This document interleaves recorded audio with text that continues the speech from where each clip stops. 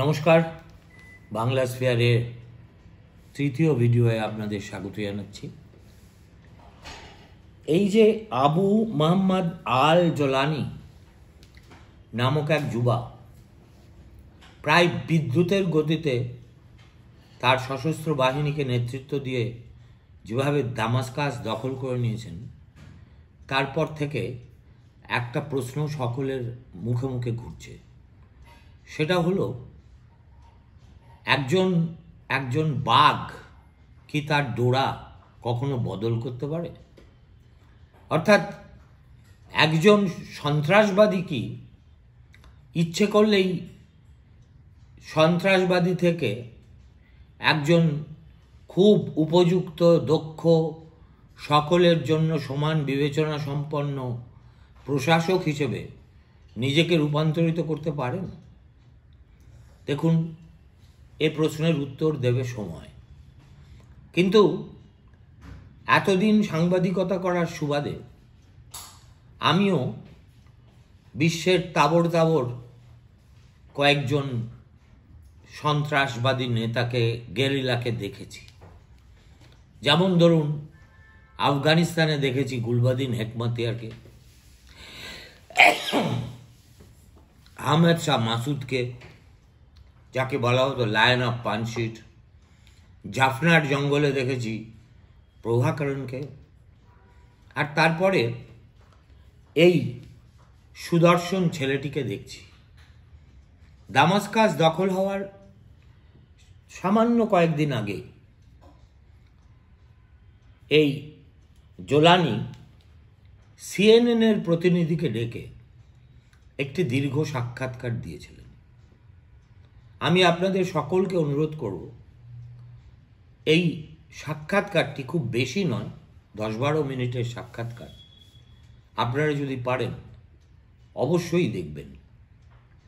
কেননা একজন মানুষ সম্পর্কে কোনো চূড়ান্ত রায় দেওয়ার আগে তার মতামত শোনা, তার কার্যপ্রণালী বিশ্লেষণ করা, তার চিন্তাধারা, সে কি ভাবছে, সে কি করতে চায়, সে সম্পর্কে একটা সম্যক ধারণা থাকা প্রয়োজন।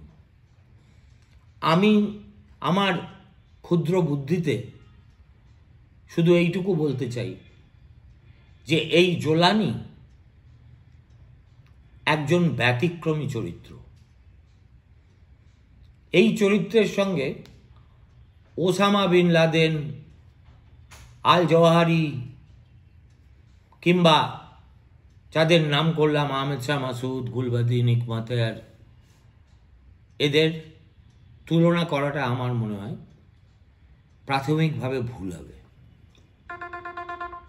ভুল হবে এই কারণে যে এই ছেলেটি তার নিজের মেটামরফোসিসের কথা নিজের মুখে যেভাবে সিএনএনের প্রতিনিধির কাছে কবুল করেছে, এবং খুব সংক্ষিপ্তভাবে কিন্তু অত্যন্ত সাসিংক্টলি এবং এক্সপ্লিসিটলি সেটা শুনে প্রথম ধাক্কায় সে যা বলছে সেটাকে অবিশ্বাস করা কঠিন। বস্তুত গতকাল দামাস্কাসে ঢোকার পরে ইচ্ছে করলে জোলানি যে সিরিয়ান টেলিভিশন আছে, সেই টেলিভিশনের স্টুডিওয়ে বসে জাতির উদ্দেশ্যে তার প্রথম ভাষণ দিতে পারতেন। এমনকি আল আসাদ পালিয়ে যাওয়ার পরে লুটতরাজ হয়েছে তার প্রাসাদে, অবশ্য তিনি চাইলে সেখানে দাঁড়িয়েও জাতির উদ্দেশ্যে ভাষণ দিতেন পারতেন।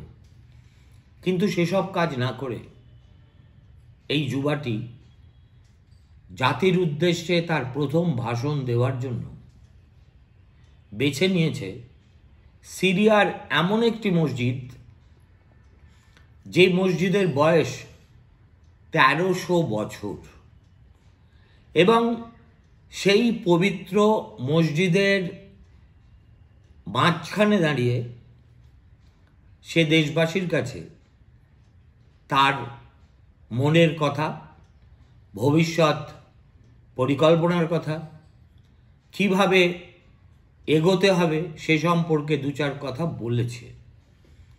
সেগুলো শুনে এমনকি আমেরিকার এখনও বিদায়ী প্রেসিডেন্ট জো বাইডেন,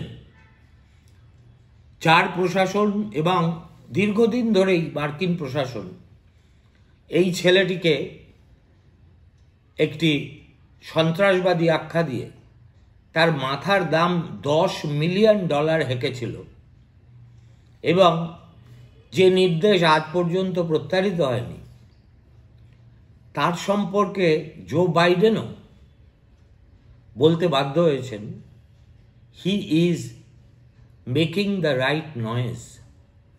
নাও লেট আস সি। অবশ্যই লেট আস সি, কেননা পশ্চিম এশিয়ার এই সব দেশগুলিতে পরিস্থিতি সবসময় যে দেশের ভিতরের শক্তিগুলোর উপর নির্ভর করে তা তো নয়। কেননা সিরিয়া দীর্ঘদিন যাবৎ একদিকে ইরান, অন্যদিকে রাশিয়ার একটা অবাধ বিচরণ ক্ষেত্র হিসেবে ব্যবহৃত হয়েছে। সিরিয়ার মাধ্যমেই, আল আসাদের রেজিমের মাধ্যমেই লেবাননের হেজবল্লাকে ক্রমাগত অস্ত্র সরবরাহ করে গেছে ইরান। অন্যদিকে সিরিয়ার একমাত্র যে বন্দরটি আছে, সেই বন্দরটিকে রাশিয়া ব্যবহার করেছে তাদের যাবতীয় যুদ্ধজাহাজ নোঙর করা এবং সংস্কারের কাজে ব্যবহার করার জন্য। এই ছেলেটির চকিত উত্থান এবং বিদ্যুৎ গতিতে দামাস্কাসে দখল নেওয়া, ইরান এবং তৎসহ ভ্লাদিমির পুতিনের গালে এমন দুই চর বসিয়ে দিয়েছে যে তারা অদূর ভবিষ্যতে কোনোভাবে প্রত্যাঘাত করবেন না, সে কথা এখনই বলার মতো সময় আসেনি। তবু ভবিষ্যতে বাঘ আজকে যে ডোরা বদল করেছে বলে মনে হচ্ছে, সমূর্তি ধারণ করে কি না সেই আলোচনায় আমরা না হয় পরে যাব, যখন তার অবকাশ হবে। কিন্তু সূচনাতে আমি এই ছেলেটিকে বেনিফিট অফ ডাউট দিতে চাই, এবং সে যে কথা বলছে, যেভাবে বলছে, যে আত্মবিশ্বাস এবং প্রত্যয়ের সঙ্গে বলছে, যে বেদনা বিধুর ভাষায় বলছে, তা শুনে আপনারও একে প্রথম ধাক্কায় পছন্দ হতে বাধ্য। এইটুকু বলে আমি এর সম্পর্কে যা খবর সম্প্রতি বেরিয়েছে তা নাড়াচাড়া করে যে দু চারটে গুরুত্বপূর্ণ তথ্য সংগ্রহ করতে পেরেছি, সেটাই আপনাদের সঙ্গে আমি বাঁটোয়ারা করে নিতে চাই। দেখুন, এই আবু মোহাম্মদকে সন্ত্রাসী বলা হয়েছিল কেন? বলা হয়েছিল তার কারণ, এই ছেলেটি বাবা মা সিরিয়া থেকে পালিয়ে যেতে বাধ্য হয়েছিলেন জর্ডানে, সেখানেই এর জন্ম হয়। এর বয়স যখন খুব কম, তখন তার বাবা মা আবার সিরিয়ায় ফিরে আসেন এবং ইরাকে আমেরিকার আগ্রাসনের পরে গোটা মধ্যপ্রাচ্য জুড়ে মার্কিন বিরোধী যে জনমত সংগঠিত হয়েছিল, বিশেষ করে যুব সম্প্রদায়ের মধ্যে, সেই হাওয়া এই তরুণ যুবাটির গায়েও লেগেছিল। ফলে সে জর্ডান ছেড়ে ইরাকে চলে যায় এবং আইসিসের সঙ্গে আল কায়দাভুক্ত হয়ে কাঁধে কাঁধ মিলিয়ে যুদ্ধ করে। কিন্তু আজকে সে বলছে, আমার সেদিনের কৃতকর্মের কথা ভেবে কেউ যদি আজকের আমাকে মূল্যায়ন করতে যান, তিনি মস্ত বড় ভুল করবেন। কেন? না, তিনি বলছেন যে ওই বয়সে মানুষ 20 বছর যখন তার বয়স, তখন একরকম আচরণ করে, 30 হলে আরেক রকম করে, 40 হলে আরেক রকম করে। সুতরাং একটা বিশেষ সময়ের পরিপ্রেক্ষিতে একটা বিশেষ ভাবালুতার দ্বারা আক্রান্ত হয়ে আমি যে কাজটা করেছি সেই কাজটাই চিরদিন করে যাব বা করে গেছি তা তো নয়। আমি ইরাকে গিয়েছিলাম ইরাকিদের নিরাপত্তার জন্য লড়াই করতে, আমার আর কোনো এজেন্ডা ছিল না। এবং সিরিয়ায় ফিরে এসে যেহেতু আমি আইসিস বা আল কায়দার এজেন্ডাকে মানতে পারিনি, সেই থেকেই কিন্তু তাদের সঙ্গে আমার দূরত্ব তৈরি হতে শুরু করে। শেষ পর্যন্ত আমি নিজেকে এই দুটো গোষ্ঠী থেকেই সম্পূর্ণ আলাদা করে নিয়েছি। এখন এই কথা সে সিএনএনকে বলেছে, আগামী দিনে নিশ্চয়ই আরও সাংবাদিকদের বলবে। তাকে বিশ্বাস করা বা না করা সেটা যার যার ব্যাপার, সে সেভাবে দেখবে। আপাতত সে যা বলেছে আমি শুধু সেটারই পুনরাবৃত্তি করতে পারি, তার বেশি কিছু তো পারি না। এখন এই যে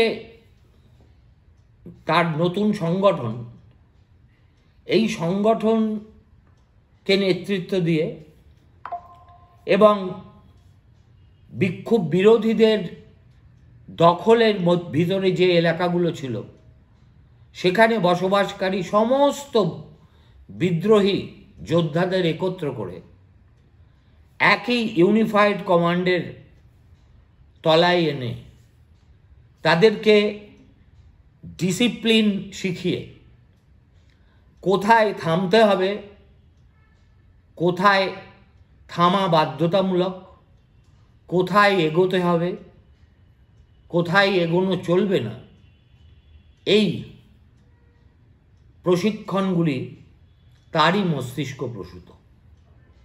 এবং আজকে এই রকম একটা উল্লেখযোগ্য জয়ের পরেও কিন্তু আবু মোহাম্মদ এটাকে তার সংগঠনের একক জয় বলে দেখতে রাজি নয়।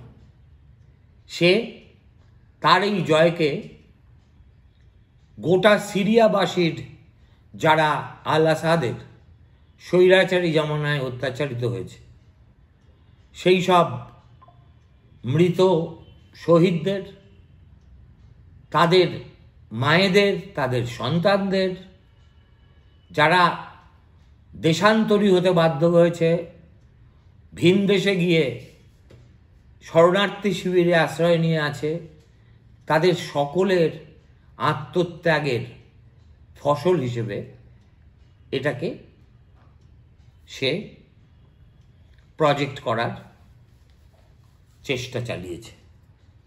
এখন সে যে মসজিদ থেকে গতকাল তার প্রথম ভিক্টরি স্পিচ দিয়েছে, সেই মসজিদটি ইসলামের ইতিহাসে মক্কা মদিনার মতো না হলেও খুবই গুরুত্বপূর্ণ একটি প্রাচীন স্থাপত্য। এবং সেখানে 1300 বছরের পুরনো এই মসজিদ সিরিয়ার দর্শনার্থীদের কাছে, যারা পর্যটক, তাদের কাছে একটা অবশ্য দ্রষ্টব্য বলে বরাবর বিবেচিত হয়ে এসছে। সেখানে তিনি কি বলেছেন? তিনি বলেছেন, this victory, my brothers, is a victory for the entire Islamic nation. He told his tiny entourage, who stumbled behind him against the backdrop of the mosque's distinctive black and white stone splendor. তিনি এক অল্প কথায় যাকে যে বার্তাটুকু দেওয়ার দরকার নিজের প্রথম জাতির উদ্দেশ্যে দেওয়া ভাষণে সেইটুকু কিন্তু খুব সযত্নে এবং সচেতনভাবে শব্দ প্রয়োগ করে বলেছেন।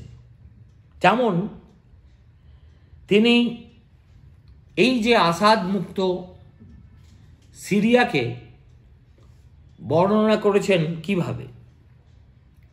This victory, my brothers, by the grace of God Almighty, the sacrifices of the martyrs, the widows, and the orphans. This victory, my brothers, has come through the suffering of those who endured imprisonment. তারপরেই যে ভয়টা সকলে পাচ্ছে সেটা হচ্ছে Syria আসলে সুন্নি মুসলিম প্রধান দেশ, কিন্তু আসাদের পরিবার তো সুন্নি ছিলেন না, তারা ছিলেন আলওয়াইট। এছাড়াও শত শত বছর ধরে ওই দামাস্কাস, সিরিয়ার বিভিন্ন জনপদে আপনারা গেলে খ্রিস্টানদের দেখতে পাবেন, ড্রুজদের দেখতে পাবেন, শিয়া মুসলিমদের দেখতে পাবেন, ইসমাইল মুসলিমদের দেখতে পাবেন। এবং এই যে তাদের মধ্যে যে সেক্টেরিয়ান গণ্ডগোল, সেই গণ্ডগোলটা আগামী দিনে কি চেহারা নেয় সেটা দেখার জন্যই তো উদ্বিগ্ন হয়ে গোটা বিশ্ব তাকিয়ে আছে সিরিয়ার দিকে। এদের সম্পর্কে তিনি বলেছেন যে this new Trump, my brothers, marks a new chapter in the history of the region, a history fraught with dangers that left Syria as a playground for Iranian ambitions, spreading sectarianism, stirring corruption. সিএনএনের সাক্ষাৎকারে এই Jolani বলতে শুনলাম যে terrorist বলতে তিনি কাকে বোঝেন। তিনি টেররিস্ট বলতে তাকে বোঝেন যে অন্যায়ভাবে সাধারণ মানুষের উপর গুলি চালায়, কিন্তু যারা দেশ মুক্ত করার জন্য অস্ত্র ধরে এবং সেই মুক্ত করার কাজে কখনো নিরীহ মানুষকে নির্যাতন করে না, তাদের টেররিস্ট বলা ঠিক কিনা এটা আমেরিকা ভেবে দেখুক, পশ্চিম দুনিয়া ভেবে দেখুক। কেননা তাদের এই ভাবনা শুধু ভ্রান্ত নয়, তাদের এই ভাবনা সম্পূর্ণভাবে রাজনৈতিক, এবং তারা যেভাবে এই অঞ্চলে এবং পৃথিবীর অন্যান্য জায়গায় অকারণে নিরীহ মানুষকে মেরেছে, তারপর আমাকে সন্ত্রাসবাদী বলা তাদের মুখে সাজে কি সাজে না সেটা আপনারাই বিচার করবেন। আর তেহরানকে বলেছেন যে তেহরান সব নষ্টের মূলে বলে এদের বিশ্বাস, যে তেহরান শুনে রাখো, সিরিয়ায় তোমাদের মাতব্বরির দিন শেষ হয়ে গেছে। এখানে আমাদের জমি ব্যবহার করে লেবাননে হেজবুল্লাহদের সমর্থন করবে, করে একটা প্রক্সি ওয়ার চালিয়ে যাবে ইসরায়েলের বিরুদ্ধে, সে মতো আশাও আর ভবিষ্যতে করো না। এবং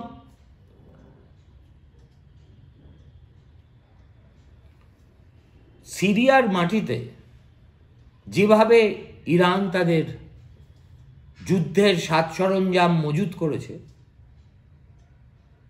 সেটাও আজকে থেকে অতীত বলে ইরানকে ধরে নিতে হবে। এবং একই সঙ্গে তিনি মার্কিন বিদায়ী প্রেসিডেন্ট জো বাইডেন এবং ডোনাল্ড ট্রাম্পকেও তার যে বার্তা দেওয়ার সেই বার্তাটা দিয়েছেন। এবং আমার মনে হয় এই বার্তাটা তাদের কাছে সবচেয়ে তাড়াতাড়ি পৌঁছানোর জন্য যে মাধ্যমটা ব্যবহার করা জরুরি সেটাই তিনি করেছেন খুব বুদ্ধিমানের মতো। সিএনএনকে দিয়েছেন একান্ত সাক্ষাৎকার, কোনো আরব টেলিভিশন চ্যানেলকে কিন্তু দেননি।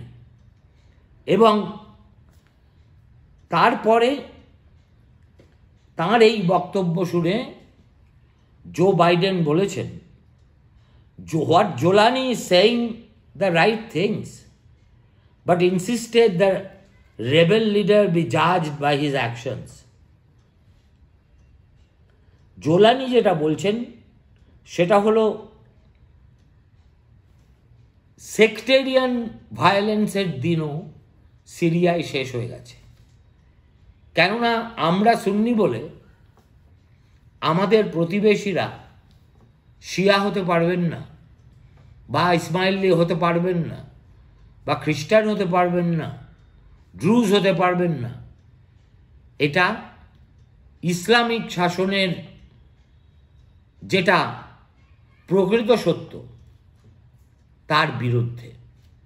কেননা শান্তিপূর্ণ সহাবস্থানের মধ্যে দিয়ে যে যার মতো ধর্মাচরণের স্বাধীনতা সিরিয়ার অতীত ঐতিহ্যের একটা অঙ্গাঙ্গী বিষয়। এই আসাদের রেজিম সেটাকে অস্বীকার করে সেক্টেরিয়ান ভায়োলেন্সকে গুরুত্ব দিয়ে গেছে ইরানের মদতে। এবং যত তারা নিজেদের সেক্টকে গুরুত্ব দিয়েছে এবং অন্য সেক্টের উপর আক্রমণ চালিয়েছে, তত পরিস্থিতি সেখানে জটিল আকার ধারণ করেছে। জোলানির মতে তিনি সেটা করতে দেবেন না। এবং তিনি বলেছেন যে তার উদ্দেশ্য হচ্ছে সিরিয়ার শুদ্ধিকরণ। শুদ্ধিকরণটা কীভাবে হবে? এই আসাদের জমানায় সিরিয়ার মাদক চোরাচালানকারী দেশ হিসেবে যে কুখ্যাতি হয়েছে সেটাকে মুছে ফেলার আপ্রাণ চেষ্টা করা। এই যে গোটা বিশ্বের ক্যাপটাগন অ্যাম্পিথেটামাইন টাইপ ড্রাগ এবং ক্রিমিনালিটি এই চত্বরে সঙ্গে তো সিরিয়ার নাম সমার্থক হয়ে গেছিল। তার কাজ হচ্ছে সেই দুঃস্বপ্নের স্মৃতিকে মুছে ফেলা। এখন একজন বিশেষজ্ঞ চমৎকার লিখেছেন, Zolani's mosque speech was about arrival and survival. It is his actions, though, that will secure the latter.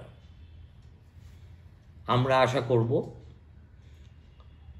মুখের কথা কাজে প্রমাণ করে এই একদা সন্ত্রাসী তিনি যে রত্নাকর থেকে বাল্মীকি হতে পারেন সেটা প্রমাণ করার চেষ্টা করবেন। তিনি জানেন পথটা কতটা বন্ধুর, পথটা কতটা কণ্টকাকীর্ণ, কিন্তু কোনো বিপত্তিকেই তিনি বিপত্তি বলে মনে করেন না, যদি কোনো মানুষের সত্যিকারের সদিচ্ছা থেকে থাকে। ভালো থাকবেন, নমস্কার।